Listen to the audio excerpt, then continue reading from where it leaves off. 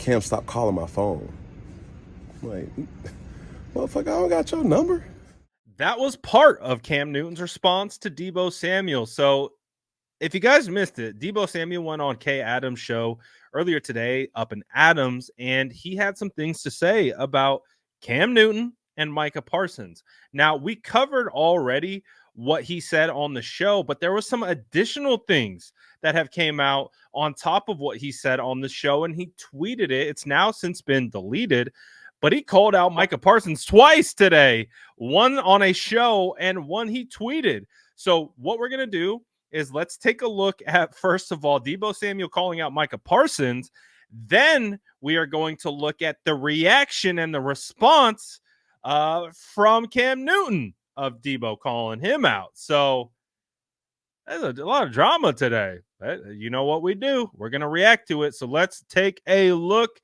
This is what was said by Deebo Samuel on Twitter before he deleted it. He added Micah Parsons, straight up added him and said, "You worried about us so much. I think you want a Niner jersey." Ooh, I like that. Like, that's some real trash talk right there. Because as we know, Micah Parsons decided that he wanted to tweet about Brock Purdy. After the game or during the game with the Ravens. And so, of course, people are retweeting him and they're resharing what Micah Parsons is saying about Brock and all these different types of things. And so, obviously, naturally, these guys are going to see this stuff. And basically, Deebo's like, why you keep talking about us, pal? Like, do you want a 49er jersey? And honestly, I love the response. Obviously, since been deleted. But man, what a response by that guy.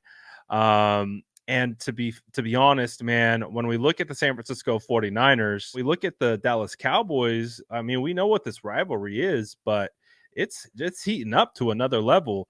But don't forget, Micah Parsons is also that guy that said he could play quarterback for the San Francisco 49ers based on what Brock Purdy was doing. I have that right here if you want to take a listen right now. I believe I could be Tyreek Hill's quarterback. Yeah. I could throw it up to Tyreek Hill. I could throw a screen pass to Deebo. And this might be the crazy Madden side of me, but these players are just that good. Christian McCaffrey's just that good.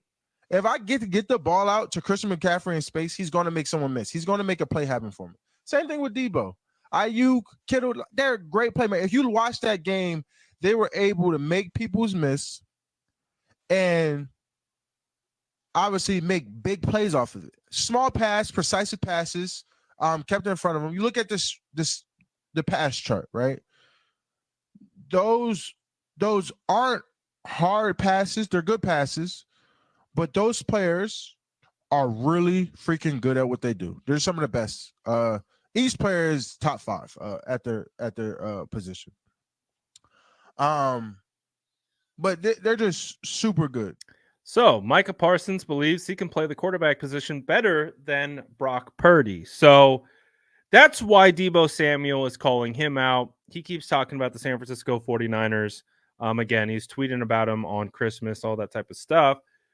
But then we had the whole situation with Deebo going on the Up and Adams show. If you missed that, let me catch you up to speed right here. Newton also tweeted a couple ha ha ha, I told you so kind of emojis, I think. First of all, Cam Newton stopped texting my phone, bro. He was a fan like 2 weeks ago. Like, that's mad crazy. Like, you wanted me on your podcast after talking about my quarterback, which is funny to me.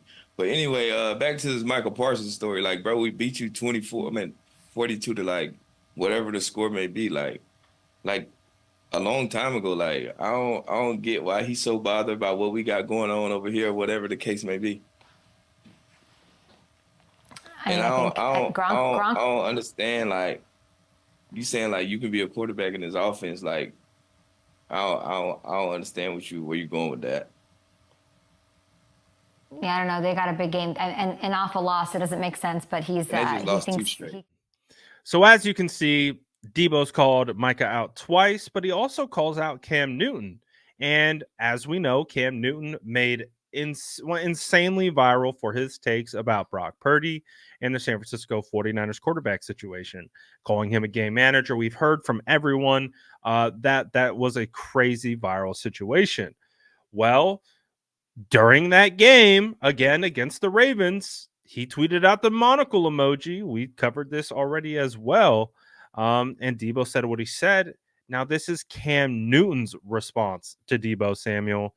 Take a look at Cam and what he had to say about Deebo Samuel. Love this day and age that we're in because it's gives so many people opportunities to kind of speak on things in real time, right? Something that just hit my desk in regards to Kay Adams. I love her, by the way. Need to get her on 4th and 1 for sure.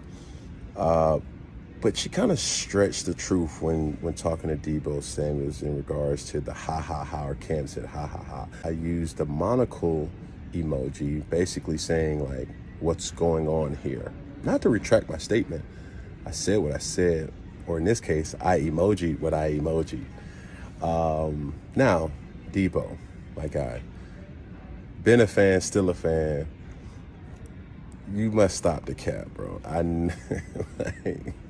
Now, my point is this. You said something like, Cam, stop calling my phone. I'm like, motherfucker, I don't got your number. Whoever calling you, that ain't my phone calling you. And it was so believable that I had to go back on I said, hold on, did I reach out to Deebo? I was like, that shit was believable. But I already got your number to call you or reach out to you. And if I do, put it out there for the people to see. I want the receipt, because shit, maybe somebody reaching out to you that I don't necessarily know, but it wasn't me, homeboy. Nah, I don't like that. Shit, so whoever the fuck calling you, Deebo, it ain't me, that bro. But I still fuck with you, and I know, emotional about the loss, and you defended your teammate as you should. So I'm not gonna sit up here and be like, no, bro, go see. No, I'm still a fan, bro. You feel me? One finger, one pinky, one thumb, one love, bro. Now, I think this is kind of funny because I think if we're being honest with ourselves, maybe Cam Newton didn't reach out to Deebo Samuel directly via his phone, but based on his, podcast, he clearly has some like production companies behind the scenes that he's working through. He's talked about all these businesses that he's building. That means he's got a team of people. And when you want to book a guest, typically it's not the talent reaching out to talent. You have producers, you have different coordinators, all these different people that work for you that do that. We're reaching out on behalf of Cam Newton, et cetera, et cetera, et cetera. So I think it's funny that he's like, playing it off like, oh, I never reached out to you, but I guarantee that his team reached out to Deebo, and that's what Deebo's talking about. So whatever, man. Like, this is today's NFL. This is it. This is the world that we live in. This is what happens when you got player podcasts, former player podcasts, current players on show, like tweeting. So much content, so many things to talk about, so many things to react to. So I'm going to leave it up to you guys. What do you think of this entire situation? What do you think of Cam Newton's response, Micah, and everything that he's saying? What do you think of Deebo's response? There's a lot to digest, but I want to hear from you guys below. Let me know what you guys think. And as always, make sure to like and subscribe for more updates.